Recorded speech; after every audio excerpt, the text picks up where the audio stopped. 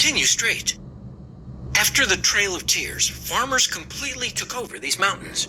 Initially, however, these settlers didn't have their eye on profit. They just produced enough for themselves and their neighbors to live on. After all, this was still a pretty remote area, and getting produce from these farms to anywhere else in the country would have been more trouble than it was worth. In the late 1800s, though, technology forever changed the Appalachian Mountains. The invention of the locomotive train meant that suddenly the export industry was a lot more accessible and profitable than it had ever been before. Gone were the days of a lone merchant leading his horse-drawn carriage through miles and miles of mountain passes to get to the city. Now he could load up his entire stock on a railroad car and it would be there by the next day. Unfortunately for the environment, this led to a massive spike in logging.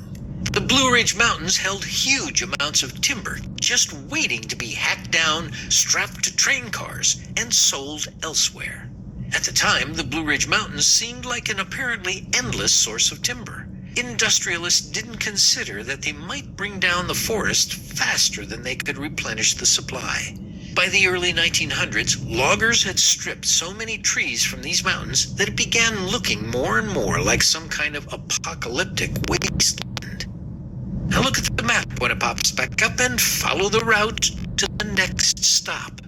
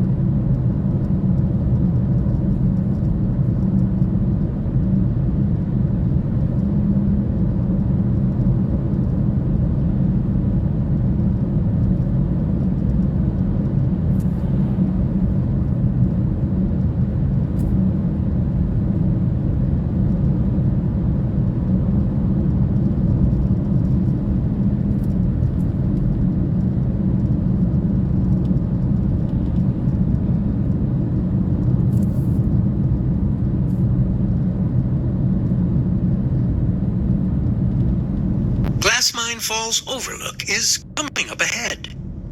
Here you'll find two of the most spectacular sights on the whole Parkway.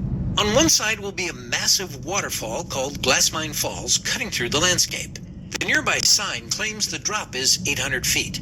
In reality, it's more like 200 feet, but that's still nothing to scoff at. Your view of the falls will depend on the weather.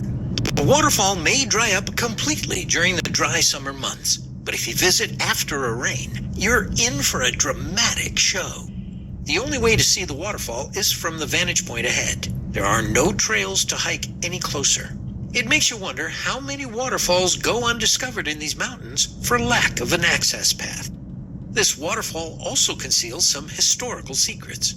At its base lies the entrance to an abandoned mica mine. In the pioneer era, mica was called isinglass. Thin, transparent sheets of mica were prized as a shatterproof alternative to glass for high-temperature items like lanterns, boilers, heaters, and stoves.